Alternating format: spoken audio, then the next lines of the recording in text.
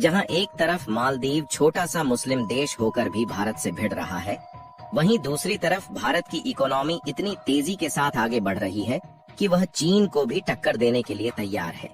क्योंकि अगर देखा जाए तो अयोध्या में राम मंदिर निर्माण होने के कारण भारत की इकोनॉमी काफी तेजी के साथ बूस्ट करना शुरू कर चुकी है और इस समय राम मंदिर की प्राण प्रतिष्ठा सफलतापूर्वक हो गई है और अब इसे आम जनता के लिए भी खोल दिया गया है।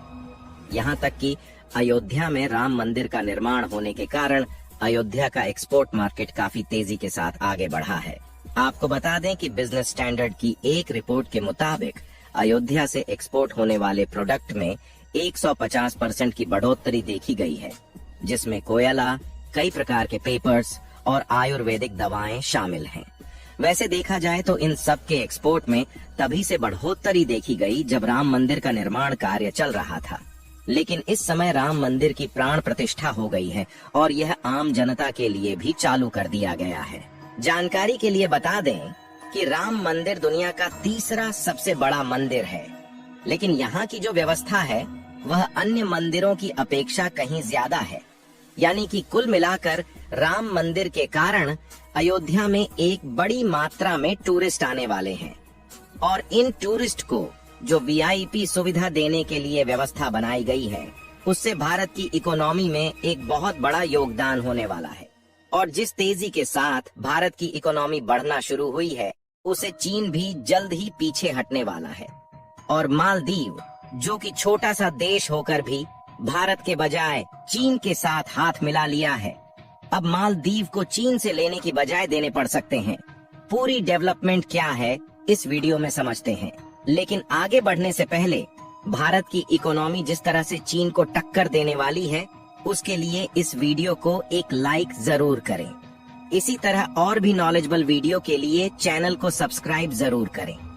असल में हुआ ये है कि अयोध्या में राम मंदिर बन जाने के कारण अयोध्या के एक्सपोर्ट मार्केट में तेजी से उछाल देखने को मिल रहा है। बिजनेस स्टैंडर्ड की एक रिपोर्ट के मुताबिक पिछली साल अपेक्षा 2023 में 150% की बढ़ोतरी देखने को मिली है, लेकिन इस साल यानी कि 2024 में यह और भी ज्यादा बढ़ने वाली है। और इसी बीच मालदीव को इस बात की चिंता सता रही है कि चीन उसकी मदद करेगा भी या नहीं, क्योंकि अब मालदीव ने चीन के साथ हाथ मिलाकर उसकी गलती का एहसास हो रहा है। मालदीव ये सोच रहा था कि चीन के साथ हाथ मिलाकर भारत से दुश्मनी कर लेगा तो चीन उसकी हमेशा मदद करता रहेगा, लेकिन मालदीव ने चीन के साथ हाथ मिलाकर जो गलती करी है उसका अंजाम अब खुद ही भुगतने वाला है।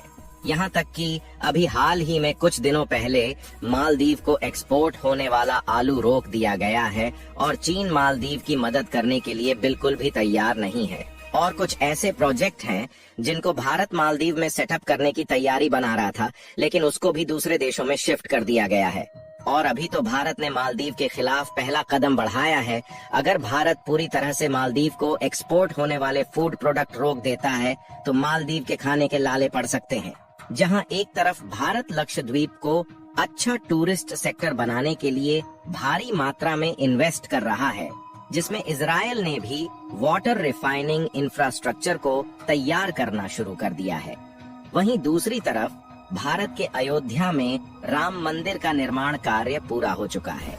यानी कि देखा जाए तो केवल टूरिस्ट इंडस्ट्री से ही भारत की इकोनॉमी में एक बहुत बड़ा उछाल आने वाला है।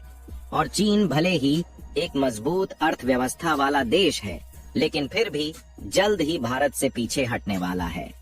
बीते एक साल में विभिन्न क्षेत्रों में केवल अयोध्या से 254 करोड़ रुपए की वस्तुओं का एक्सपोर्ट किया गया है, जबकि इससे पहले साल 2022 में अयोध्या से 110 करोड़ रुपए का ही एक्सपोर्ट हुआ है। इस तरह साल 2023 में अयोध्या से होने वाले एक्सपोर्ट में 150% का इजाफा दर्ज किया गया है। यूएमसीआई यानी कि union ministry of commerce and industry का मानना है कि अयोध्या से होने वाला एक्सपोर्ट लगातार बढ़ रहा है और इस साल यानी कि 2024 में यह और भी ज्यादा तेजी के साथ बढ़ने वाला है। और अभी तक अयोध्या से होने वाले एक्सपोर्ट को देखा जाए तो उसमें सबसे ज्यादा मात्रा कोयला की है, जहां लगभग केवल अयोध्या से ही 110 करोड़ रुपए का कोयला विदेशों में एक्सपोर्ट किया गया है। और कमाल की बात यह है कि इन कोयले को ज्यादातर भारत के पड़ोसी देशों में ही एक्सपोर्ट किया गया है। और इन देशों के साथ भारत ने ऑलरेडी FTA यानी कि फ्री ट्रेड एग्रीमेंट साइन किया हुआ है, जिससे एक्सपोर्ट ड्यूटी पे नहीं करना होता है। इन देशों में नेपाल, बांग्लादेश और भूटान जैसे देश शामिल हैं, जिनको भारत भारी मात्रा में कोयले का एक्सपोर्ट करता है। अगर पिछले साल का डेटा देखा जाए तो भारत ने एक साल में 1.1 मिलियन टन कोयल का एक्सपोर्ट किया है, जिसकी टोटल वैल्यू $565 बिलियन के करीब है। यानी कि आप देख सकते हैं कि भारत केवल कोयले का एक्सपोर्ट करके एक बड़ी मात्रा में प्रॉफिट जनरेट करता है। और जिस तरह से भारत की इकोनॉमी तेजी के साथ आगे बढ़ रही है, वैसे वैसे मालदीव को भारत से दुश्मनी लेने का पछतावा हो रहा है। और भले ही मालदीव के राष्ट्रपति मोहम्मद मुइज्जू ने चीन के साथ हाथ मिला लिया है, लेकिन अब उनको भी इस बात का अंदाजा हो चुका है कि उन्होंने कितनी बड़ी गलती की है। इसके अलावा जब से भारत के खिलाफ मालदीव और चीन मिलकर खिचड़ी पकाना शुरू किए हैं, तो भारत ने डायरेक्टली नहीं लेकिन इनडायरेक्टली चीन और मालदीव पर एक्शन लेने की प्रक्रिया को शुरू कर दिया है।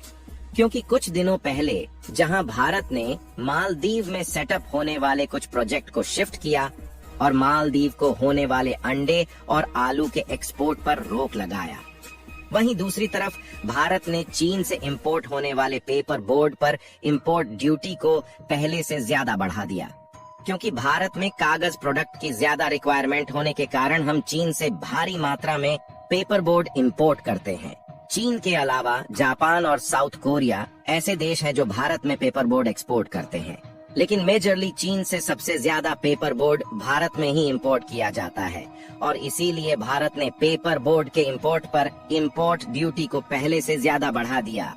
IPMA यानी कि इंडियन पेपर मैन्युफैक्चरर्स एसोसिएशन का कहना है कि पेपर बोर्ड पर जो पहले इंपोर्ट ड्यूटी 10% थी, अब उसे बढ़ाकर 25% किया जा रहा है। यानी कि देखा जाए तो अब चीन को भारत में पेपर बोर्ड एक्सपोर्ट करने के लिए 25% इंपोर्ट ड्यूटी पे करना होगा। अभी तो भारत ने चीन के खिलाफ शुरुआत की है, आगे चलकर कुछ अन्य प्रोडक्ट पर भी इंपोर्ट ड्यूटी बढ़ाई जा सकती है, जिसको सबसे ज्यादा चीन भारत में एक्सपोर्ट करता है।